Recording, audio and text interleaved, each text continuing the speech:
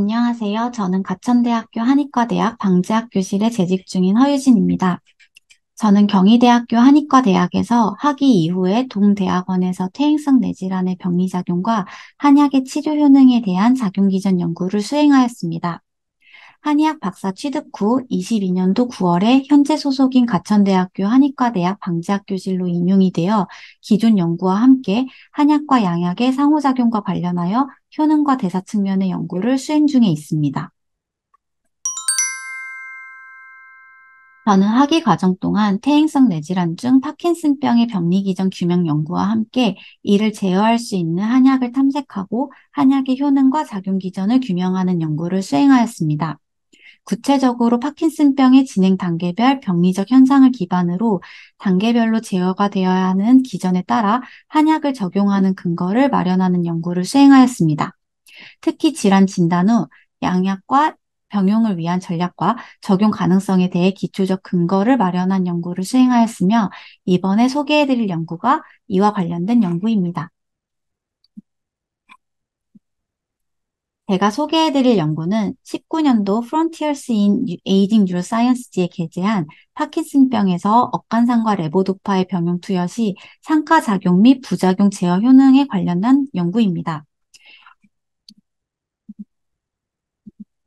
해당 연구를 수행하기에 앞서 설명드리기에 앞서 간략하게 배경에 대해서 말씀드리도록 하겠습니다. 파킨슨병은 뇌내 흑색질에 분포가 되어 있는 도파민 신경세포의 사멸로 인해서 뇌내의 도파민이 부족하게 되는 퇴행성 뇌질환입니다. 특징적으로는 이러한 운동장애가 나타난다라는 특징이 있는데요.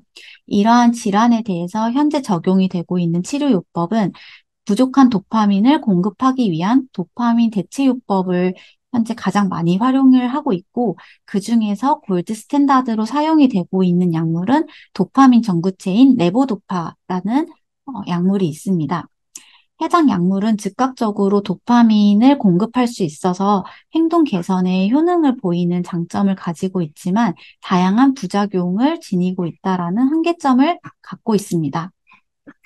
이 레보도파라는 약물에 대해서 조금 더 설명을 드리게 되면 방금 말씀드렸던 것처럼 초반에는 복용을 하자마자 행동 장애가 개선이 되고 효과의 범위가 효율적으로 나타나는 데에 비해서 장기적으로 복용을 할수록 치료 효과에 대한 범주는 점점 좁아지고 이상 운동증과 같은 이상 반응이 나타나는 타이밍과 약효가 듣지 않는 범주가 점점 넓어지는 것을 알 수 있습니다.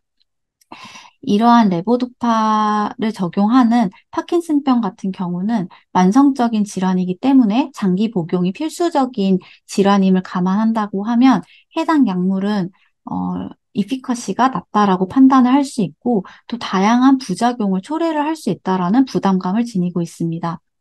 또한 레보도파 자체가 증상을 개선시키는 데에만 효과가 있고 실질적으로 병증을 개선을 하는 데에서는 효과를 보이지 않고 있기 때문에 이를 보완을 하고 또 레보도파가 가지고 있는 효능은 또 증진을 시킬 수 있는 전략의 소재가 필요한 상황입니다.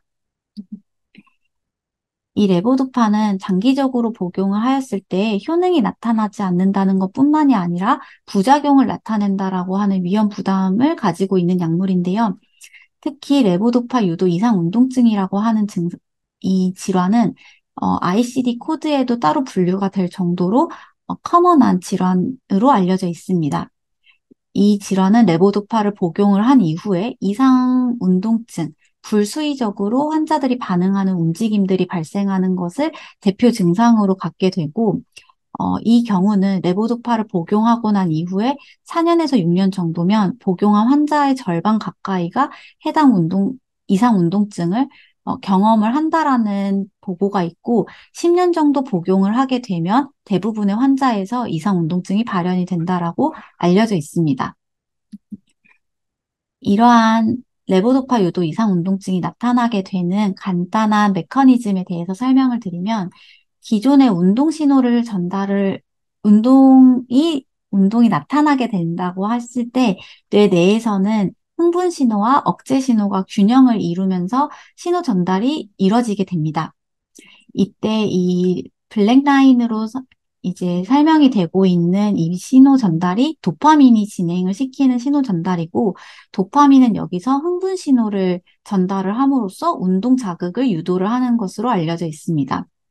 네, 도파민이 없어지게 되면 흥분 신호가 상대적으로 전달이 되지 않기 때문에 억제 신호에서 과항진의 현상이 발생을 하게 됩니다. 그래서 조금 작은 신호가 들어가더라도 억제 신호가 조금 더 활성화가 되게 돼서 운동에 장애가 발생을 한다라고 알려져 있는데요. 레보도파를 처리를 했을 때는 이러한 부족한 도파민 신호를 전달시키기 때문에 다시 운동이 개선이 되기도 하지만 이 레보도파가 장기적으로 신호 전달을 유도를 하게 된다면 흥분 신호가 과활성화가 돼서 반대로 원치 않은 행동까지 유도를 하게 된다고 알려져 있습니다. 이때 흥분 신호를 유도를 하는 도파민 수용체로는 클래스 1에 해당이 되는 신호 수용체가 있는데 이 수용체가 항진이 되게 된다면 이 뇌 내에서의 칼슘 분비 방출량이 이제 유도가 되게 되고 이로 인해서 CAMP라든지 DARPP32, 얼크의 인산화와 같은 관련된 인자들의 발현도가 상승을 하게 됩니다. 그래서 일정치가 증가를 하게 되면 결국에는 시냅스에서 신호 전달의 가소성에 영향을 주게 되어서 결국에는 이상 운동증까지 유도가 된다라고 알려져 있습니다. 이러한 간단한 메커니즘에 대한 부분을 조절할 수 있는 소재가 필요하다라고 판단을 하였고, 저는 이런 소재를 한약을 통해서 좀 찾아보려고 시도를 하였습니다. 이때 제가 선택한 한약의 방제는 억간산이라고 하는 방제인데요. 억간산은 원래 소화의 경증에 사용이 되는 7가지의 약재로 이루어진 방제입니다. 기존에는 이제 간신음 부족에 사용이 되는 처방으로 알려져 있었지만 현대의학으로 들어오면서 다양한 신경질환에 효능을 보인다라는 연구 보고가 있었고 특히 파킨슨병에도 효능이 있다라는 기존 연구들이 좀 다양하게 제시가 되면서 활용을 하게 되는 근거로 삼게 되었습니다. 저는 이러한 억간산이 실제로 예방과 그 진단 이후에 활용을 할 때 작용 기전 규명과 함께 이번 연구에서 다루게 되는 실제 환자들이 복용을 하는 레보도파랑 같이 복용을 했을 때 상하작용이 나타나는지, 그리고 레보도파가 가지고 있는 부작용을 개선을 시킬 수 있는지 부분에 집중해서 연구를 수행을 하게 되었습니다. 해당 연구를 수행을 하기 위해서 저는 총 2세트의 동물 실험을 수행을 하게 되었는데, 첫 번째는 억간산과 레보도파를 같이 병용 처리를 함으로써 상하작용을 평가하는 연구입니다. 해당 연구는 뇌 내에 실제로 독성을 주입을 해서 유도한 파킨슨병 마우스 모델을 활용을 하였고, 모델을 만들고 난 뒤에 억간산과 레보도파를 함께 약 2주간 투여를 함으로써 행동평가와 조직평가를 수행을 하였습니다. 그 다음 세트 같은 경우는 파킨슨병을 유도한 마우스 모델에서 레보도파를 장기 투여를 하였을 때 이상 운동증이 발현이 되는 마우스를 선별을 해서 억간산을 처리를 한 뒤에 이상 운동증 개선 효능을 평가를 하고 또 관련하여 조직학적인 분석도 수행을 하게 되었습니다. 네, 결과에 대해서 간단하게 말씀드리도록 하겠습니다. 우선 억간산과 레보도파를 병용 처리를 하였을 때 상하작용이 나타나는지 부분에 대해서 평가한 연구 결과를 말씀드리도록 하겠습니다. 우선은 행동에 대한 운동 기능 평가를 수행한 결과인데 파킨슨병 마우스 모델에서 억제가 된 운동 기능이 이제 레보도파랑 억간산을 각각 처리를 하였을 때 개선되는 가능성을 저희가 확인을 하였고 이 2가지를 같이 처리를 하였을 때는 해당 기능이 증가가 되는 것을 알 수가 있었습니다. 그리고 이제 로테이션 테스트 같은 경우는 제가 제작한 마우스에서 특징적으로 보이는 운동 장애로서 한쪽의 편측 방향으로 마우스가 움직이는 특징을 살려서 어, 해당 운동 장애를 평가를 하게 되는 부분인데요. 이 로테이션 테스트의 특징으로는 레보도파가 이제 개선시키지 못하는 운동 능력이다라고 생각을 하시면 되겠습니다. 그래서 해당 부분이 파킨슨병 마우스에서 발현이 되는 운동 장애가 레보도파의 경우는 개선이 되지는 않지만 억간산에서는 개선이 되는 것을 확인할 수가 있는데 병용 처리를 했을 때에는 이 억간산의 효능이 유지가 되는 것을 알 수가 있습니다. 이러한 운동 개선 효능을 기반으로 뇌 내 조직학적인 평가를 진행을 하게 되었고, 조직학적인 분석 중에서도 도파민 신경세포에 대한 사멸 보호 효능을 저희가 확인을 하게 되었습니다. 레보도파의 경우는 파킨슨병에서 어, 질환의 개선 효능은 나타나지 않기 때문에 도파민 신경세포를 보호하는 효능 또한 지니고 있지 않습니다. 그에 반해서 억간사는 기존에도 보호 효능이 있다라고 알려져 있는 소재였는데요. 이 두 가지를 같이 복용을 하였을 때에는 억간산의 신경세포 보호 효능이 유지가 되는 것을 확인을 할 수 있었습니다. 그래서 각각의 단독으로 이제 복용을 하는 것보다 레보도파가 가지고 있는 운동 개선 효능도 갖게 되면서 어, 질환의 개선 효능 또한 억간산의 효능으로 서로 이제 보완하면서 가져갈 수 있다라는 부분을 확인을 할 수가 있었고, 그리고 앞서서 봤었던 운동 신호 경로에 따라서 수용체의 클래스별로의 발현 양상을 비교를 하게 되었는데, 억간산의 경우는 흥분 신호를 주재하는 수용체 클래스 1은, 레보도파의 경우는 도파민 흥분 신호를 제어를 하는 도파민 수용체 클래스 1을 증진시키고 억제 신호를 주관하는 클래스 2는 제어를 한다는 것을 알 수가 있습니다. 이때 병용 처리를 했을 때에는 이러한 발현 정도가 정상화가 되는 것을 확인을 하여서 저희가 억간산이 레보도파 유도 이상 운동증에도 효능이 있을 것이라고 예상을 할 수가 있었고, 이 두 번째 세트에서 관련된 내용을 평가를 하게 되었습니다. 그래서 레보도파 유도 이상 운동증에 대한 억간산의 효능을 평가한 결과에 대해서 설명을 드리도록 하겠습니다. 저희가 레보도파를 처리를 한 이후에 이상 운동증을 평가를 하는 데에는 다양한 마우스의 움직임을 측정을 하고 이 부분에 대한 점수를 측정을 하게 됩니다. 그래서 두 명의 관측자가 이제 독립적으로 스코어링을 하고 그 부분을 같이 취합을 해서 평가를 하게 되는데요. 레보도파로 유도가 된 이상 운동증이 심할수록 스코어링이 높아진다라고 생각을 하시면 됩니다.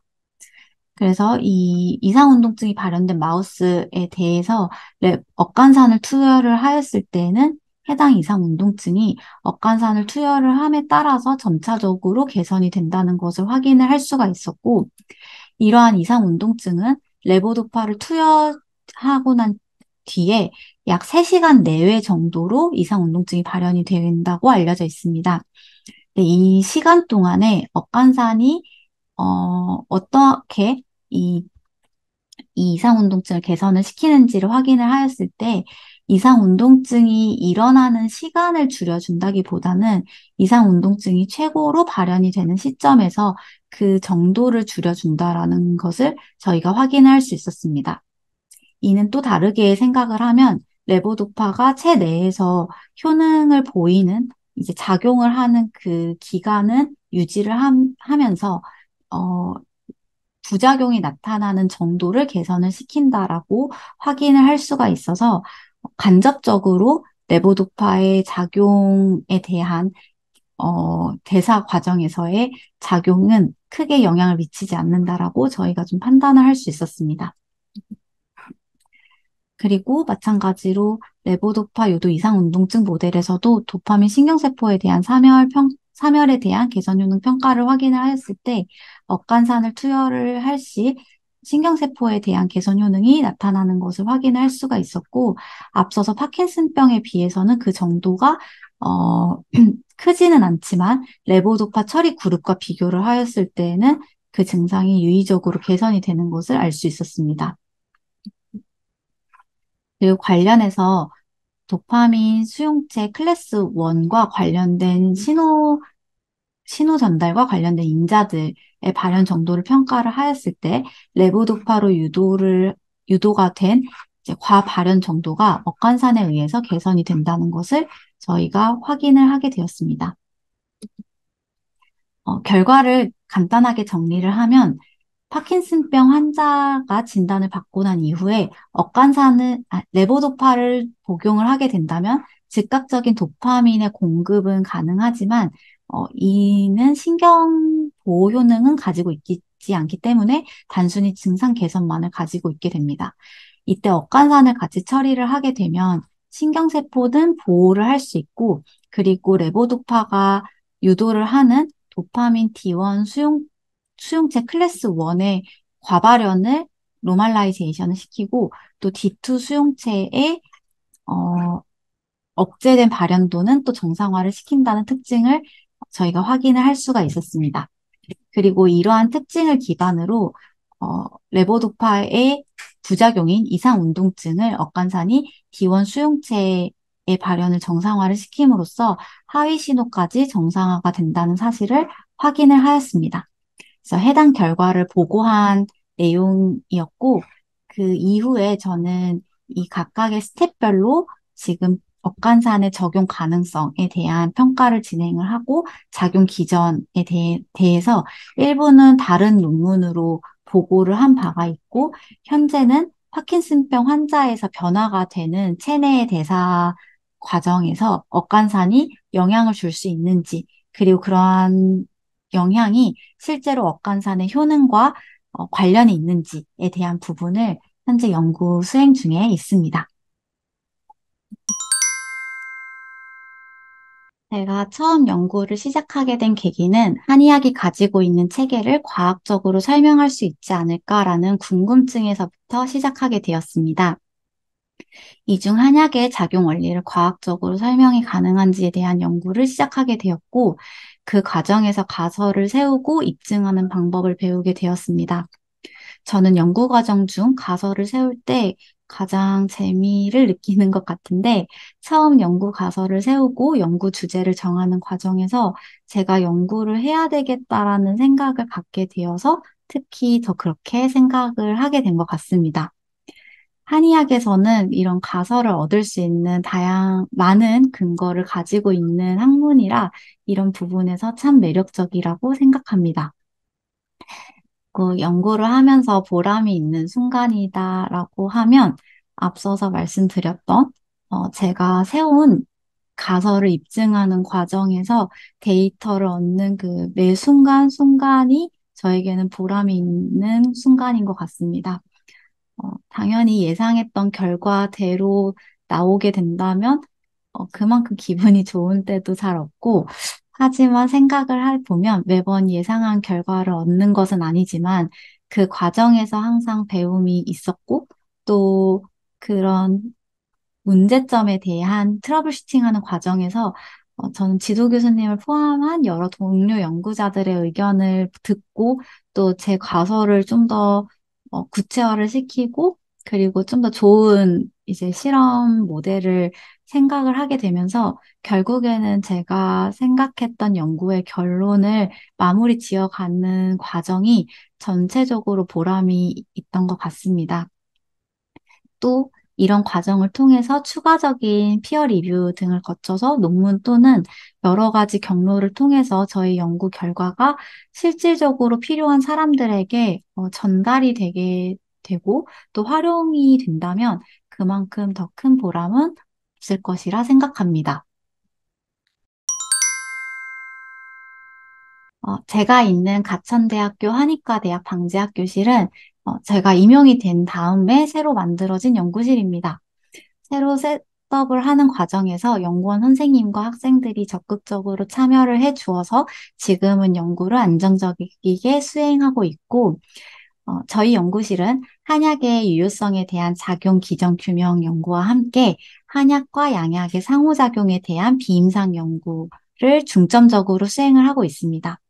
또한 장내 미생물 장뇌축 기반의 퇴행성 뇌질환 기전 규명과 한약 소재의 작용 기전 규명 연구를 수행하고 있고, 이러한 연구를 위해서 세포와 동물 모델을 활용한 실험 연구와 임상 시료를 활용한 중개 연구까지 좀 광범위하게 수행을 하고 있는 연구실입니다. 그래서 다양한 공동 연구자들과의 연구를 할 수 있는 그런 곳이라고 생각을 해주시면 됩니다. 제가 학교에 있어서 그런지 몰라도 한의대에 들어와서 학생들의 진로에 대해 저도 고민을 함께 하고 있습니다.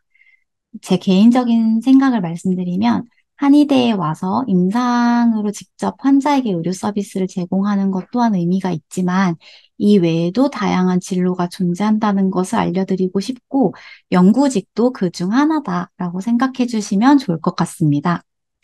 연구직은 환자에게 직접적으로 의료 서비스를 행하지 않지만 공공의 목적에 이익을 줄 수 있어 가치에 따라 좀 더 선호하는 사람들이 있을 것이라 생각합니다.